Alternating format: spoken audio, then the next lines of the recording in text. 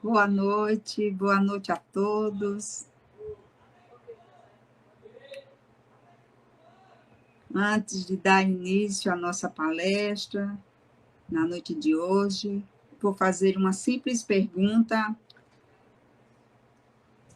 Quem já conhece os nossos trabalhos, a nossa programação? Vou fazer também outra pergunta. Estão cientes de tudo que acontece na nossa fraternidade? Então, vá lá, né? Acesse os nossos canais, Instagram, Facebook, o nosso programa de YouTube, onde apresentamos os Bem Mal-Assombrados. É um programa sobre mediunidade, né? Bem descontraído. Então, quem não tem acesso ainda a esses canais, vão lá e fiquem sabendo de toda a nossa programação. E já adiantando também, no dia 1º de setembro, mais um estudo se inicia dos romances de Emmanuel. Foi finalizado há 2000 anos e dará início a Paulo Estevam. Quem quiser se interessar pela essa obra maravilhosa, essa semana mesmo colocaremos o cartaz e as inscrições. E quem deseja conhecer também a doutrina espírita, temos o principiante, que ainda dá tempo. Pode ir lá, estaremos esperando vocês. E quem quiser se aprofundar também, temos o EAD. Bom, então, vão lá, acesse os nossos canais e fique sabendo de toda a nossa programação. E para dar início à nossa noite de hoje, vou chamar a Vânia, amiga nossa e trabalhadoras. Boa noite, Vânia. Boa noite a todos. Sejam todos muito bem-vindos. A Vânia vai ler a mensagem de preparação e, em seguida, falar a prece.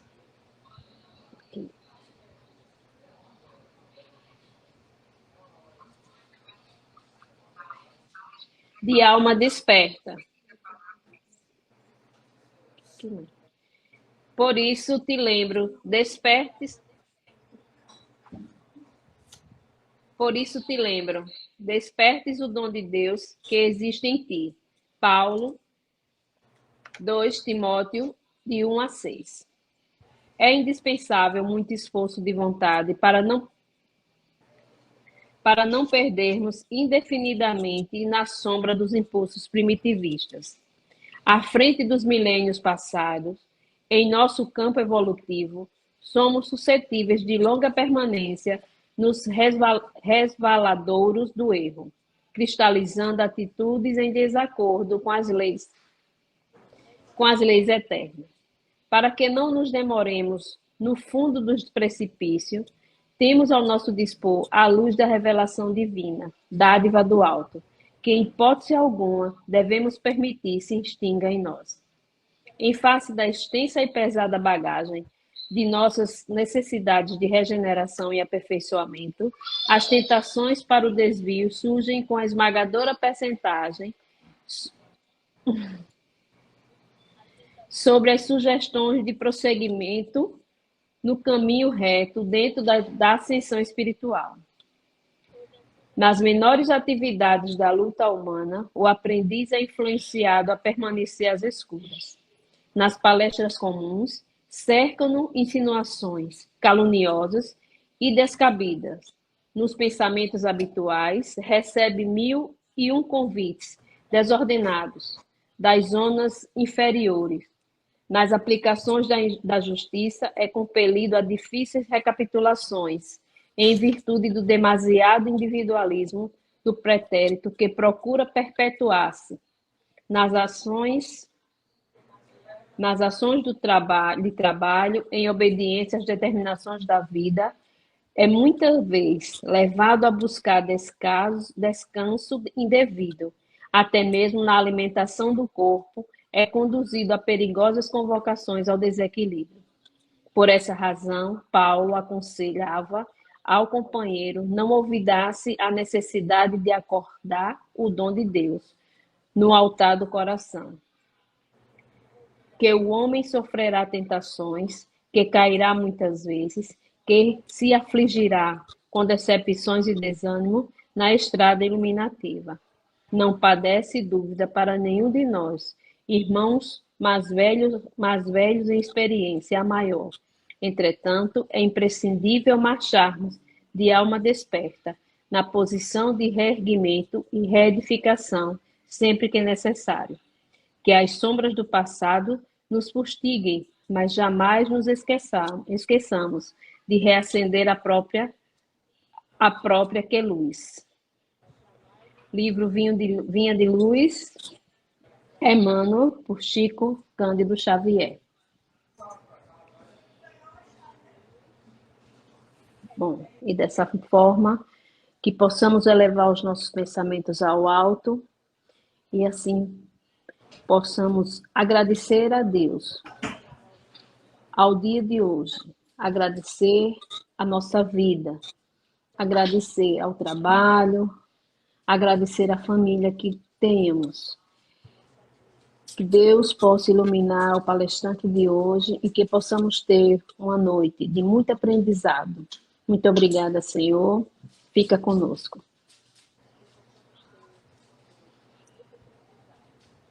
Obrigado, Vânia. Por nada, Maria. E agora vamos passar a palavra para Marcelo Araújo, aqui de Alagoas, com o tema Os Sonhos na Visão da Psicologia Espírita de Joana de Ângeles. Seja bem-vindo, Marcelo. Agora é com você. Obrigado, Maria José, Vânia, Bernadette, que está nos bastidores, e a todos que fazem parte da Fraternidade Espírita Chico Xavier, pelo convite, a todos que estão assistindo aí pelo YouTube, né, e as demais meios de comunicação que facilitam, né, esse interlóquio, nessa comunicação nossa, falando da doutrina espírita para o maior número de pessoas, né? No dia de hoje e nos dias que se virão, daqueles que puderem assistir ainda essa mensagem. Então, a ideia de hoje é conversar com vocês um pouco sobre os sonhos, né? E o que a doutrina espírita, em especial, o pensamento de Joana de Ângeles, né? Joana de Ângeles, que estudou tanto tempo no mundo espiritual a psicologia profunda, ela nos traz um recorte, vamos dizer assim, de reflexão e de ponderação sobre a visão doutrinária espírita, que vem acrescentar todos os estudos psicológicos, da neurociência, né, que já se debruçam sobre esse tema, os sonhos. Sabendo nós que, segundo os neurocientistas, todos nós sonhamos, em média, 7 vezes quando dormimos, né? Embora, na maioria das vezes, não lembramos desses fatos, né? Porque a nossa percepção em relação ao mundo onírico ainda é muito aquém do que pode vir a ser, né? E também, vamos dizer assim, é um tema de relevância para a humanidade desde muito tempo. As antigas civilizações, nos mais diferentes períodos da humanidade, têm os sonhos como algo assim, místico, né? Algo revelador, algo que, no mínimo, causava bastante curiosidade e aguçava as pessoas a procurar entender o que significava, né? Para vocês terem ideia, os egípcios, né? Eles foram os primeiros a escrever sobre os sonhos, né? Existe um livro de sonhos egípcios, que trata assim, de símbolos, imagens oníricas, trazendo o entendimento que eles acreditavam ter naquela época, e, de certa forma, assim, meio que generalizando aquela simbologia, né? Porque, de fato, nós sabemos que não é assim que funciona, né? Mas os sonhos sempre foram tidos, inclusive, como meios de oráculo, né? De adivinação em relação ao futuro, né? Se Bernadette puder compartilhar conosco, né? A apresentação, ótimo. Então aqui a gente começa a ver essa imagem do menino adormecido, né? Tranquilo, né? No seu mundo onírico, né? Nem sempre os sonhos são tão agradáveis, né? Muitas vezes os sonhos trazem pesadelos terríveis, né? Agonias, angústias, né? E é disso tudo que a gente vai falar um pouco. Na própria Bíblia, né, em Gênesis, a gente vê aquele episódio tão conhecido da figura de José, né, que na Gênesis conta, né, que um faraó, né, ele teria tido um sonho que o deixou bastante angustiado. Nesse sonho, ele via 7 vacas bastante gordas pastando próximos a um rio, né? E elas se alimentavam com fervor, né? E pareciam bastante saudáveis e belas. Mas aí, de repente, no sonho surgem 7 vacas magras e que, de forma assim estranha, né? Para o sonhador, que era o faraó, elas passam a devorar as vacas gordas, né? Numa atitude canibalesca, né? E depois ele sonha também com espigas de milho. E nos sonhos com as espigas de milho, ele vê espigas bastante fartas, 7 espigas bastante fartas e graúdas, e depois o surgimento de 7 espigas extremamente raquíticas, assim, como que destruindo as espigas fartas. Então, esse sonho deixou ele bastante perturbado e conta a Gênese que ele chamou vários, vamos dizer assim, adivinhos daquela época, né? Pitonísias, sacerdotes, né? Que poderiam tentar elucidar os sonhos que o faraó teve. Mas nenhum chegou ao entendimento que ele achava que seria o mais apropriado. E conta na passagem da Gênesis que o copeiro-mor do palácio, né, comentou que enquanto ele esteve preso certa vez no calabouço por um desagravo que ele teve com o faraó, ele encontrou lá um jovem hebreu chamado José. E nessa oportunidade ele conta que teve um sonho. Na época ele estava preso também com um engenheiro-mor do palácio, que tinha sido ambos presos por um desacato ao faraó, né? E naquela oportunidade, José interpretou o sonho de cada um, porque eles tiveram sonhos diversos durante o período preso, e segundo o copeiro-mor, o sonho que José desvendava falava que um iria sobreviver e voltaria para o palácio, né, e o outro seria morto, né, devido aos seus crimes. E foi o que aconteceu, né? E exatamente aquele que ele disse que sobreviveria foi o copeiro que estava contando a história. Então ele manda chamar José, e José, ao chegar diante do faraó, diz, né, que ele recebia a inspiração divina, né, para interpretar tais sonhos.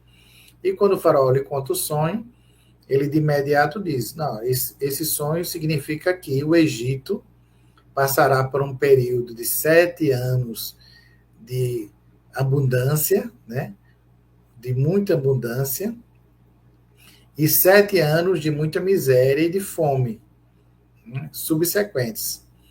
E nessa oportunidade ele aconselhou ao faraó que contratasse alguém que pudesse ajudá-lo a organizar, né, o alimento, o trigo, né, durante esse período de 7 anos de abundância, para que não faltasse uns 7 anos de fome.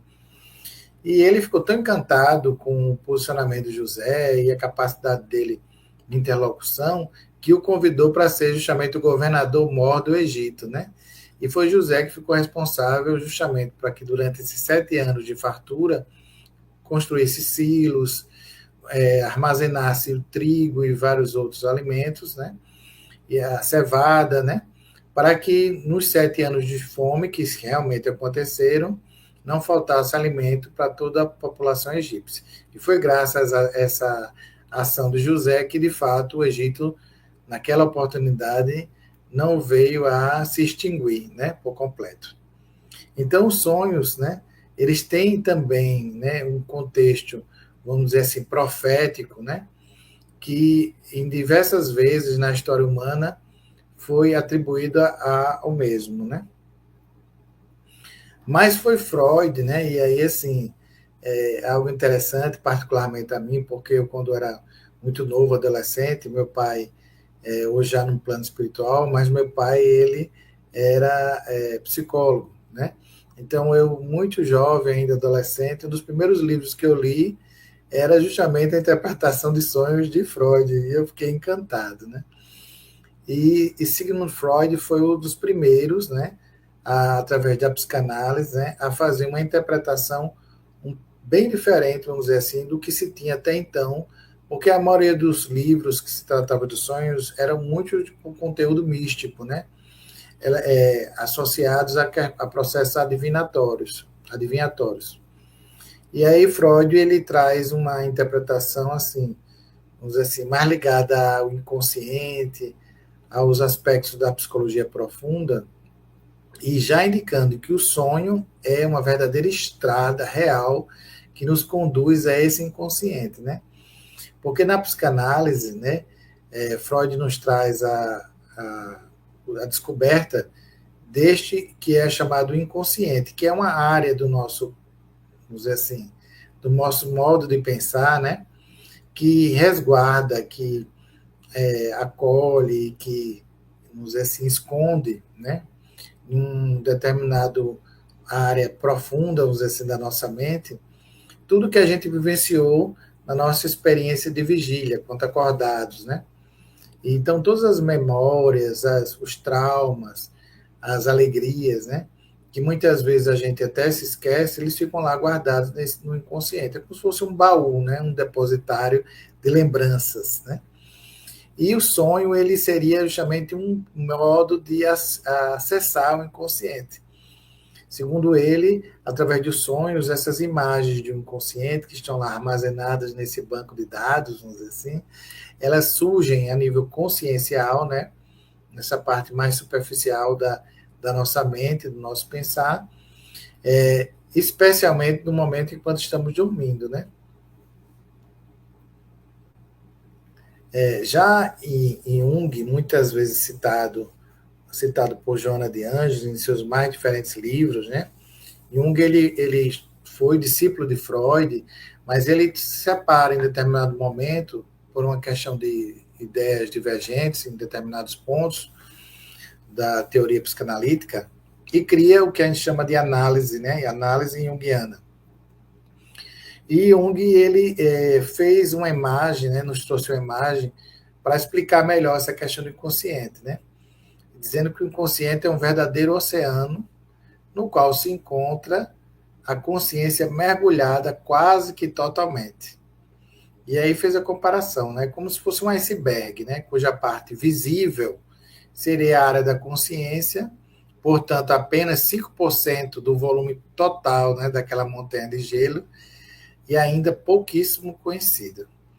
Então, assim, o consciente, ele é algo muito pequeno, assim, que está assim, na borda, e o inconsciente é aquela parte bem mais profunda da qual a gente conhece muito pouco ainda, né?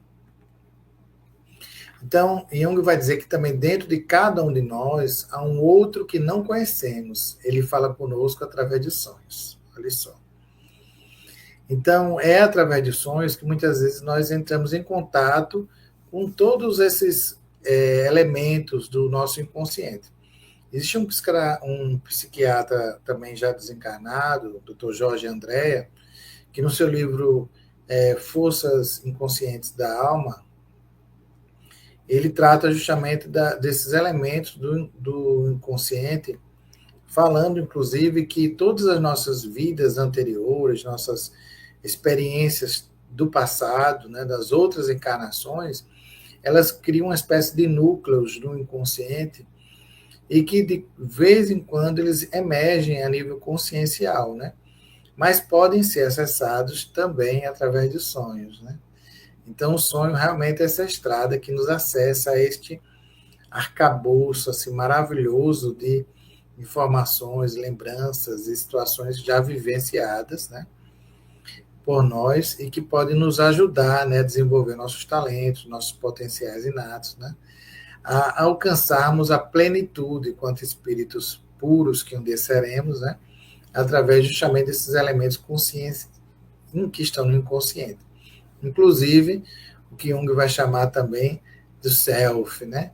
que estaria assim à frente disso tudo, e mais adiante a gente vai explicar, né? Esse homem, vamos dizer assim, esse ser melhorado que existe dentro de cada um de nós, né? Vamos dizer assim, a própria centelha divina, né? Ou como Paulo de Tarso falava, aquele Cristo que ainda germina, né, no nosso ser, e que um dia nós, né, vivenciaremos esse Cristo em plenitude, né? Como o próprio Paulo disse, né? Já não sou eu mais quem vive, mas o Cristo que vive em mim. Então, para Jung, toda a elaboração onírica é essencialmente subjetiva, e o sonhador, ele funciona ao mesmo tempo como cena, como ator, como ponto, como contrarrega, autor, público e crítico. O que isso quer dizer? É que o sonho ele tem essas imagens assim simbólicas, metafóricas, né? Ele tem esse conteúdo típico, né, onírico, né? Que é esse conteúdo às vezes meio embaralhado, meio confuso, né? Cheio de imagens, e que tudo isso é o próprio indivíduo, né? Toda a expressão do sonhar, né? Se, como nessa imagem aí, tem um menino, tem uma cama, tem um universo, né? A lua, o quarto, todos os objetos que existiriam nesse quarto, incluindo o menino, são expressões do sonhador, de pensamentos, de desejos, de vontades, né? Então, é como se todos esses elementos fizessem parte do indivíduo como um todo, né?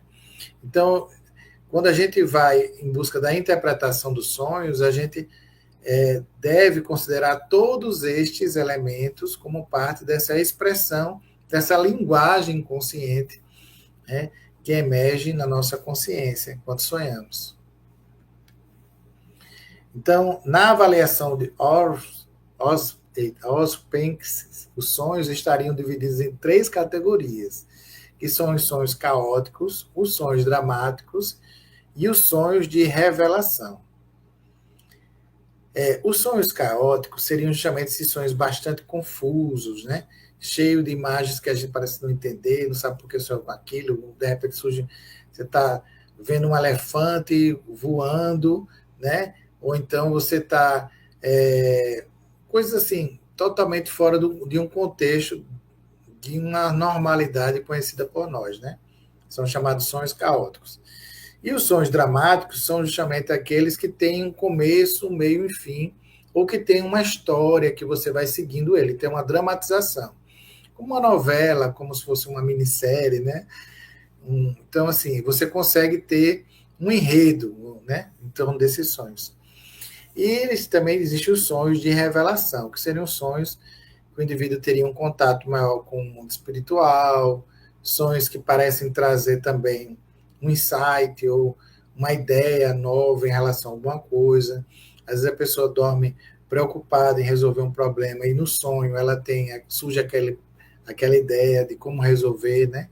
Então, esses são os sonhos de revelação. De acordo com Vera Saldanha, né, as vivências oníricas elas podem ser utilizadas também para a gente encomendar ou modificar sonhos, livrar-se de pesadelos através de técnicas como a de incubação, a do sonho lúcido, a da reconstrução onírica, a do grafismo e da ampliação do sonho, e também para vivenciar experiências extracorpóreas. Então vamos lá, vou tentar explicar para vocês. Então, o que a Vera Saldanha está dizendo? É que a gente pode, antes de dormir, às vezes encomendar um sonho. Como é que é isso? Antes de dormir, naquele momento que a gente vai fazer a nossa prece, a oração, né? A gente pode também pedir para que durante o sonho lhe seja revelado um modo de resolver determinado problema que está ocorrendo, lhe seja, lógico que ninguém vai estar pedindo, né os números da Mega Sena, né, nos sonhos, não é bem por aí. Mas, assim, buscando entender que esse universo do inconsciente não tem contato com o nosso eu interno, né? Porque nós somos pessoas, somos seres que temos a resolução para todos os problemas que existem em nossa vida, né? Porque, como o Cristo nos fala, né? O fardo é leve e meu jugo suave. Então, tudo que nos acontece, por mais desesperador que muitas vezes a gente se encontre, ele já tem a solução em nós mesmos. É porque, às vezes, o desespero, a agonia que nos encontramos, a gente não consegue visar, vamos dizer assim, uma saída. Mas se a gente se permita entrar em contato com esse eu superior que habita em nós, né? Que é essa parte nossa que está no processo de desenvolvimento e ampliação dos potenciais divinos, a gente consegue sim obter respostas. Então existe uma voz interior que sai, que é nossa, né? Nos indicando o caminho a seguir. E a gente pode acessar isso através de sonhos, bem como também o contato, né, com os nossos anjos guardiões, com os nossos espíritos protetores, aqueles amigos espirituais familiares, né, que através desse momento do desprendimento espiritual, né, em relação ao nosso corpo físico, a gente fica mais suscetível a essas comunicações. Então, como fala a Vera Saldanha, a gente pode encomendar, né, um sonho para, vamos dizer assim, tentar resolver alguma questão, para poder elucidar algo que a gente esteja procurando entender melhor, né? Enfim. Como a gente pode também modificar sonhos, né? Sonhos que nos deixam angustiados, né? Sonhos que são verdadeiros pesadelos, que nos aterrorizam, né? Eu posso, antes de dormir, também trabalhar de forma assim a criar, né, uma ideia diferente daquela que se aconteceu. Às vezes a pessoa sonha com um crime, sofrendo algum tipo de violência, né? E aí você pode, antes de dormir, né, refletir pensando, não, hoje eu vou sonhar me livrando daquele crime, né? Não sendo violento, não fazendo tal coisa, né? Porque muitas vezes a gente, quando a gente vai dormir, em vez de a gente procurar, vamos dizer assim, estudar, né? Se comunicar com nossos entes queridos, em função dos nossos desejos e vícios, a gente termina procurando outras questões, muitas vezes nada salutares, né? Nem para o espírito, nem para o corpo físico. Então, essas técnicas todas de incubação, né? Elas auxiliam ao desenvolvimento do chamado sonho lúcido, que é essa capacidade que o indivíduo vai tendo de se lembrar cada vez mais dos próprios sonhos. Quanto mais a gente escreve o sonho, mais fala do sonho para alguém, quanto mais a gente busca lembrar do sonho antes de dormir, mais a gente vai ampliando a capacidade de lembrança do sonho, né? A gente não consegue lembrar de todos os nossos sonhos, porque o próprio espírito, quando ele sai do corpo físico, ele está vibrando numa condição diferente de quando ele está na matéria. Então, por conta dessa vibração ser mais sutil, vamos dizer assim, e o corpo físico ser mais denso, o sistema neurológico nosso, o próprio cérebro e todas as funções das sinapses, enfim, dos neurotransmissores, não conseguem captar todos os elementos que a gente passa a experienciar quando em liberdade deste corpo, né? No caso, quando na dimensão espiritual, porque o espírito ele consegue perceber o mundo sem esses limites físicos, então ele tem uma capacidade de perceber o mundo muito mais ampla, e aí quando ele retorna, aquilo ali tem que ser sintetizado. Então, muitas vezes o que é que acontece? A gente transforma aquilo em símbolos, em imagens, porque o símbolo ele consegue sintetizar muitas informações, é um elemento que consegue, vamos dizer assim, resumir, né, em uma única imagem, diversos conteúdos, né?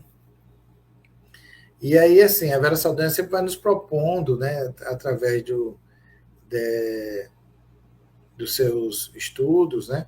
Isso tudo a gente pegou muito no grupo que tem lá da Casa do Caminho, que estuda as obras de Joana de Ângeles, no Núcleo de Estudos Psicológicos de Joana de Ângeles, que escreveu 2 títulos, né? Um deles é o Refletindo a Alma, que eu estou usando bastante aqui para o nosso estudo de hoje. Então, ela sugere que a gente possa fazer desenhos, que a gente possa escrever sobre os sonhos, né? Que a gente possa, depois do sonho escrito, ou se a gente sonhou algo e sente que aquele sonho ficou pela metade, a gente não lembrou de tudo, a gente pode também ampliar esse sonho, usar da criatividade, né? Porque tudo isso vai ajudar a você cada vez mais ter sonhos mais lúcidos, ter a capacidade de lembrar mais de seus sonhos e começar a entender melhor essa linguagem desse mundo onírico, né, que é tão rico. Então, vamos lá. No Livro dos Espíritos, na questão 401, Allan Kardec ele pergunta: durante o sono, a alma repousa como o corpo? E os espíritos são enfáticos em dizer: não, o espírito jamais ele está inativo. Durante o sono, afrouxam-se os laços que prendem-se ao corpo. E não precisando este, então, da sua presença, ele se lança pelo espaço e entra em relação mais direta com os outros espíritos. Então, sempre que a gente está nesse processo de sono, né, é o momento de despertar do espírito, vamos dizer assim, para manter esse contato com o mundo espiritual. Na maioria das vezes, nós, em função, às vezes, dos excessos alimentares, às vezes antes de dormir, né, as questões também de angústia, de problemas, ou o nosso apego às questões materiais, faz com que a gente não se afaste tanto do corpo físico, ficando mais nessa zona, assim, vamos dizer assim, de intermédio do próprio quarto, do ambiente doméstico, né? Mas recebendo ali também as influências de outras mentes que estão extracorpóreas ou mentes também materiais que estão encarnados, mas que também mantêm esse diálogo conosco, interferindo muitas vezes no nosso sonhar, né? Quando a gente tem uma mente mais desperta, quando a gente tem, vamos dizer assim, se permite mais a ampliar nosso conhecimento, manter uma ética, um posicionamento no bem, no amor, né, e todas as qualidades necessárias ao homem de bem, né, como fala Kardec, a gente tende a flutuar mais, vamos dizer assim, a alcançar outros patamares dimensionais no mundo espiritual, podendo ter uma interlocução maior com os bons espíritos, com os espíritos dos nossos familiares encarnados, com os nossos anjos guardiões, espíritos protetores, né?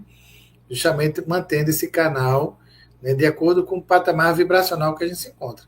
Agora, se a gente é criminoso, inescrupuloso, etc., a gente vai também se encontrar com essa galera, né? A gente vai estar lá junto, né? Se a gente é adepto a algum vício, né? A gente tende a buscar esses caminhos também no mundo espiritual e por muitas vezes a gente acorda, às vezes até cansado, exaurido, não sabe por quê. Porque provavelmente a gente aprontou muito lá no mundo espiritual, né? Às vezes vem até de ressaca, né? Ressaca do tanto que aprontou lá nas outras dimensões enquanto estava dormindo. Então, pelos sonhos, quando o corpo repousa, acreditam, tem o espírito mais faculdades do que no estado de vigília. Lembra-se do passado e algumas vezes prevê até o futuro. Adquire maior potência e pode pôr-se em comunicação com outros espíritos que neste mundo querem outro. Como o mundo dimensional espiritual, assim como o mundo da própria matéria, vamos dizer assim, né? Como falava Albert Einstein, né? O tempo e espaço é uma linha reta, né? Então a gente pode dizer assim que não existe passado, presente e futuro, né? Então o espírito, ele quando se desprende, ele consegue viajar no tempo, né? E alcançar as memórias do seu passado, como também avançar, né? E vislumbrar alguns acontecimentos futuros. Ou em função da sua própria capacidade de análise, né, dos processos em que vive, consegue prever, de forma, vamos dizer assim, quase que estatística, né, as probabilidades do que virá e transforma isso em sonho. E é por isso que muitas vezes existe essa capacidade mesmo de prever acontecimentos futuros. Até em algumas situações como um alerta, né, diante dos caminhos que estamos percorrendo, para que a gente possa ainda rever, né, revisitar algumas atitudes e, de repente, não de forma fatalista, vamos dizer assim, evitar que tais fatos ocorram, né? Então, o sonho é sempre a lembrança do que o espírito viu durante o sono, né? Notai, porém, que nem sempre sonhais, porque nem sempre vos lembrais do que vistes, ou de tudo, ou que haveis visto enquanto dormis. Vossos sonhos nem sempre refletem a ação da alma em seu pleno desenvolvimento. São muitas vezes apenas a lembrança da perturbação que experimenta a sua partida ou no seu regresso ao corpo, acrescida da relativa ao que fizeste ou do que vos preocupai quando em vigília. Então, Kardec, os espíritos respondem a Kardec aí na 402, que muitas vezes, assim, sempre a gente é o espírito, né, que está lá sonhando e que está tendo esses contatos com o espiritual, e que a gente tem dificuldade realmente de lembrança, como eu falei, né, por essa incapacidade, muitas vezes, da própria máquina corporal em absorver todo esse conteúdo, né? E o que acontece muitas vezes são essas perturbações, até na hora que o espírito está saindo do corpo, como ali também na hora do retorno. Fatores também desagradáveis que possam estar ocorrendo no ambiente, por exemplo, muito calor, interferência de ruídos, ou de repente você está sendo picado por insetos, todo e qualquer fenômeno que ocorra no corpo físico, em função da ligação do perispírito com o corpo físico, o espírito vai sentir, né, essa perturbação e pode também ser expressa isso no sonho, né? Então, muitas vezes, né, o próprio Freud ele fez algumas pesquisas assim, onde ele colocava velas próximos aos pés de pessoas que estavam dormindo. E cada um relatou sonhos diferentes, mas sempre relacionados a desertos, a calor intenso, né? Enfim, então, em algumas etapas da vida, exemplo, por exemplo, as gestantes, né? Existem sonhos que são típicos da gestação nos primeiros trimestres, que depois mudam quando o bebê já está próximo a nascer, que são muitas vezes relacionados aos medos, angústias daquela mãe em relação ao nascimento do filho, né? O próprio movimento corporal de mudança hormonal, tudo isso vai se expressando nos sonhos e o diálogo, vamos dizer assim, do espírito que vai reencarnar com a figura materna. E muitas das coisas que nos preocupam durante o dia, enquanto estamos acordados, em vigília, né, como ele fala, né, as preocupações elas podem aparecer também nos sonhos. Os sonhos infantis, eles são diferentes, né? Numa criança, eles geralmente apresentam um caráter diferente dos adultos, quase sempre mais pueril, com objeto dos sonhos infantis, o que indica que a natureza das preocupações do respectivo espírito. Como as crianças elas não têm tantas preocupações como os adultos, mesmo sendo um espírito que nós sabemos que é adulto, mas que está nessa fase de ser infantil, e aí a sua memória de quando é adulto ela está ainda, você assim, obscurecida, né? Então, geralmente os sonhos das crianças são mais daquele dia a dia dele, dos desenhos que ele assiste, mas também das angústias que passa, se houver dificuldades na família, se houver violências domésticas, tudo isso pode se refletir, às vezes, em terrores noturnos, em pesadelos.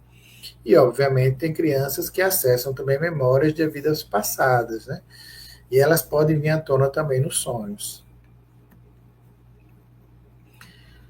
Quando se dá, né, os desejos e paixões nos sonhos, quando se dá o parcial desprendimento da alma através do sono natural, assodados pelos desejos e paixões que erguem ou nos envelhecem, liberam-se as memórias arquivadas que nos assaltam em forma de variados sonhos no qual a gente se vê envolvido.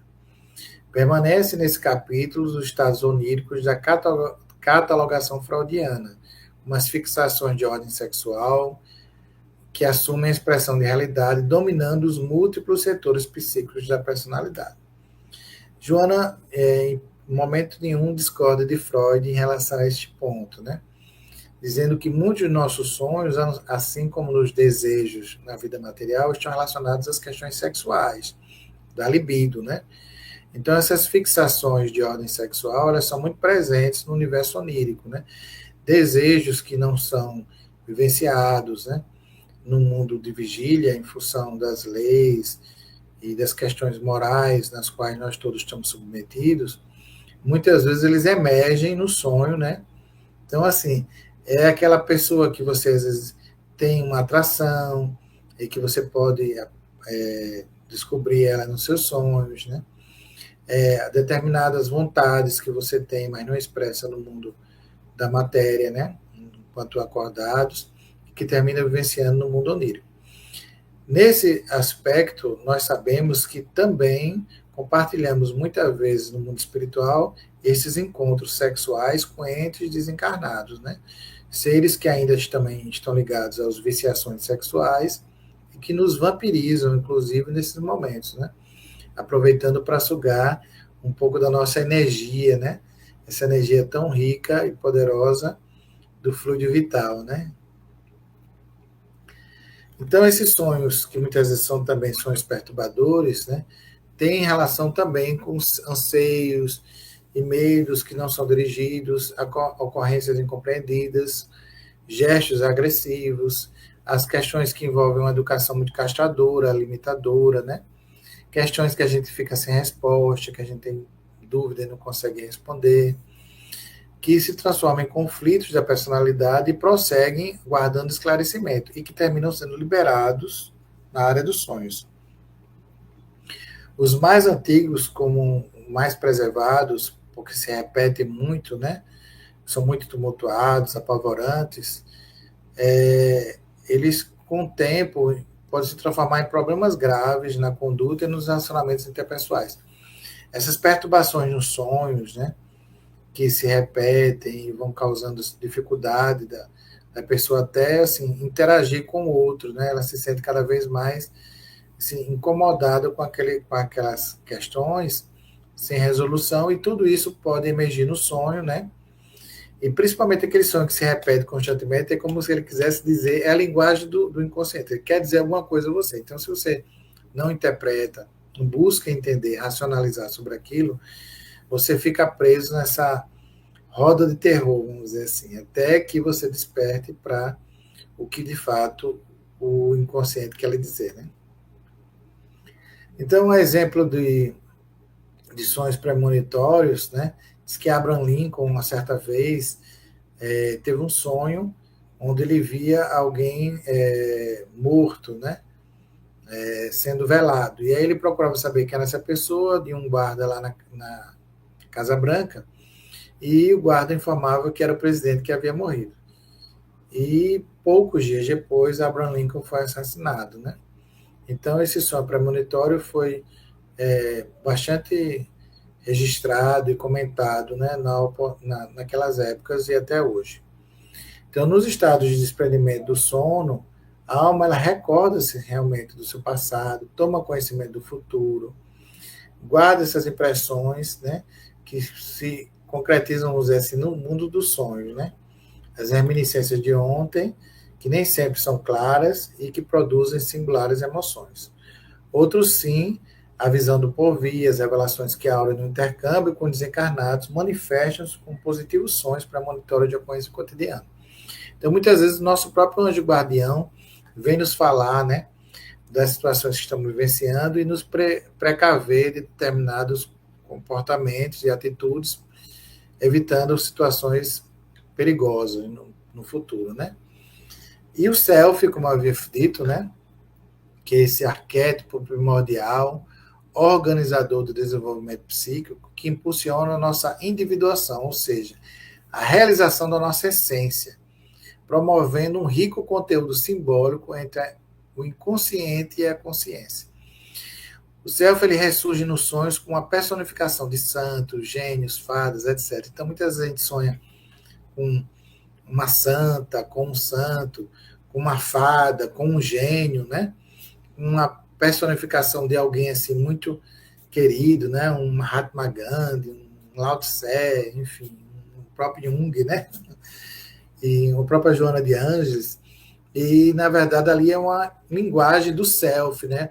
Dando uma significativa importância àquele conteúdo que virá, né? Porque a gente termina associando uma pessoa de muito respeito e credibilidade por nós a alguma informação que a gente quer ter, né? E aí o self, ele muitas vezes usa esse mecanismo, né? Para nos alertar, para nos dar um toque a mais, vamos dizer assim, em relação à nossa vida. Então, em síntese, né, os sonhos ajudam a liberar os clichês do inconsciente, muitas vezes responsáveis pelos conflitos psicológicos.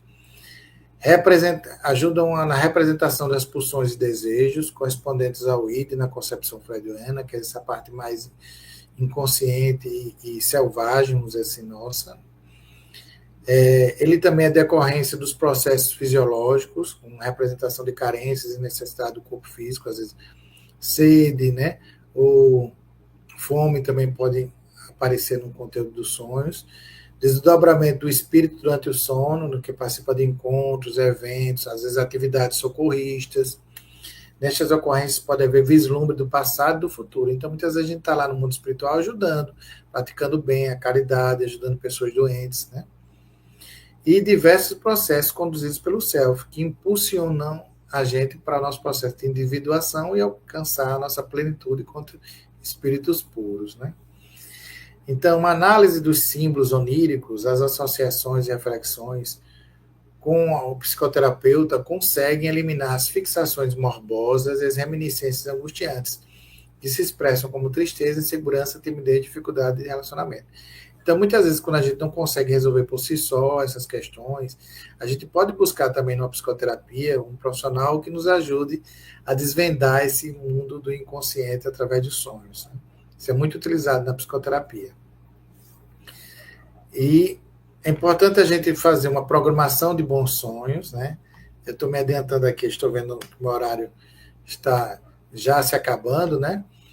E essa programação dos bons sonhos só será possível através de uma ordem nossa para o inconsciente, né? Sempre, como eu falei, depositando antes de dormir pensamentos bons e desagradáveis e positivos, né? Buscando fazer nossa prece, pedindo ao nosso anjo guardião a proteção e que ele possa se comunicar conosco durante esse momento, né? Buscando, assim, que ao dormir a gente possa alcançar um progresso cultural, intelectual, moral e espiritual. Como Freud e Jung falava, também o consciente pode expressar símbolos, então, usar também da imaginação criativa, né?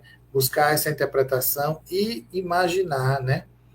O que pode ser esse sonho, né? Criar coisas também após, para completar um sonho, né, que ficou incompleto. Isso tudo ajuda a desenvolver a imaginação, né, e a nossa criatividade. Então, o sonho, acima de tudo, também é um treino para o espírito, né?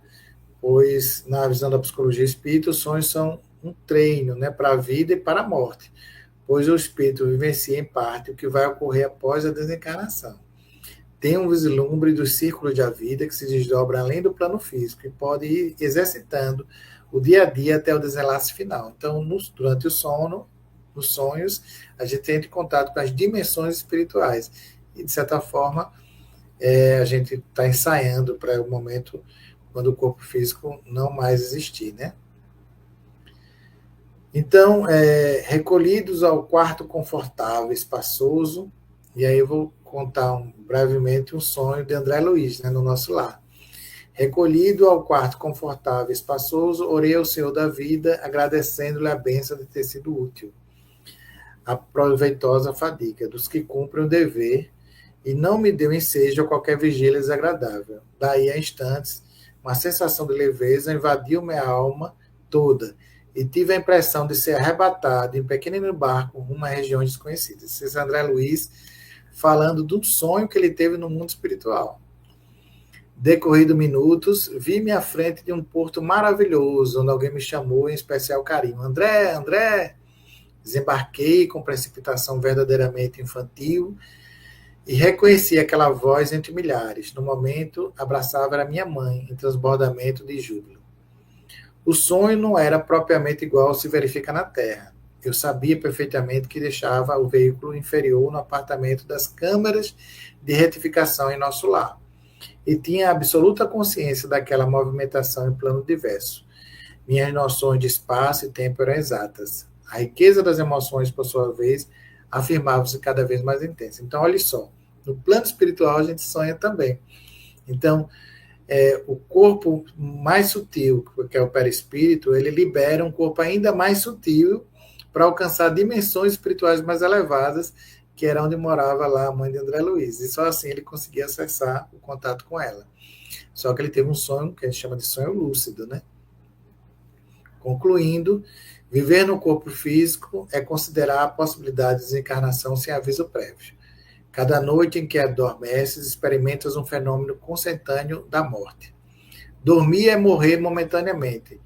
Desse sono logo retornas, porque não se desatam os liames que ficam o espírito ao corpo. Podes, porém, pelas ocorrências que experimentas na esfera dos sonhos, ter uma ideia de que sucederá os círculos da vida após o desenlace definitivo. Por tal imperativo, aprimora-te, eleva-te, supera-te, medita o exercício dos pensamentos salutares e das realizações edificantes. Não apenas fluirás de paz por decorrência da consciência reta, como vais se preparar para a vida real, porquanto, examinando do ângulo imortalista, o homem na Terra se encontra numa esfera de sonhos, que normalmente transforma por invigilância ou rebeldia em ditosos pesadelos. Então, obrigado a todos e bons sonhos.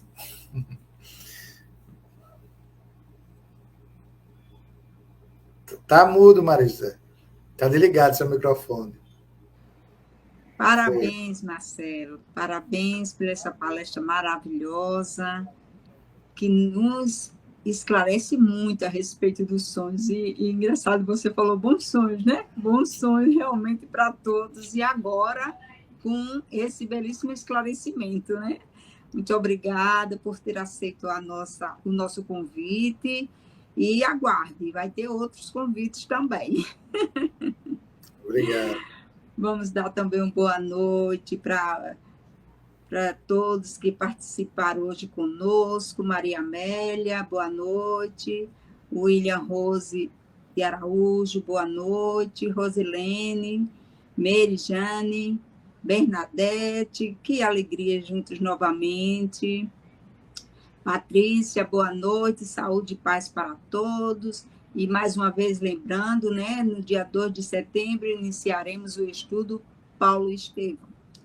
Alicia Lima, boa noite a todos. Josefa Aparecida, boa noite. Ana Paula Silva, fascinante esse tema, excelente esclarecimento. Bernadette, palestra esclarecedora, gostei muito, gostei também, viu? Ficou bem esclarecido. Eu corri um pouquinho, mas... Então, ainda bem nesse que deu... momento, vamos agora fechar os nossos olhos para a nossa prece. Amigo Jesus, agradecido estamos, Senhor, por mais uma noite de palestra, de agradecimento, por tudo, Senhor, por essa palestra maravilhosa, muito esclarecedora. Obrigado, Senhor, por mais essa oportunidade, por essa oportunidade maravilhosa de mais uma vez trazermos para todos nós esse esclarecimento.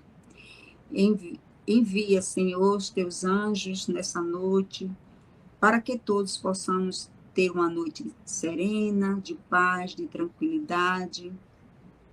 Fica conosco, Senhor, não só por hoje, não só por essa noite, mas por todas as noites. Obrigado, Senhor. Fica conosco sempre. Que assim seja.